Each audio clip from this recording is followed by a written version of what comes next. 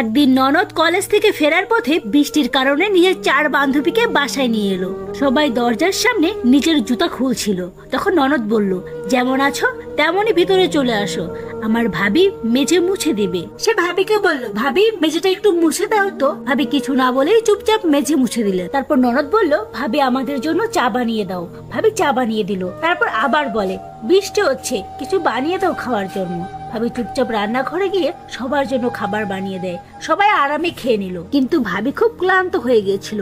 রাতে যখন সে ঘুমাতে যাচ্ছিল তখন বারবার তার মনে একটাই প্রশ্ন ঘুরছিল, ননদের কি একটা ধন্যবাদ বলা উচিত ছিল না? পরের দিন সকালে ভাবির ঘুম ভাঙলে দেখে ননদ কলেজের জন্য রেডি হয়ে দাঁড়িয়ে আছে।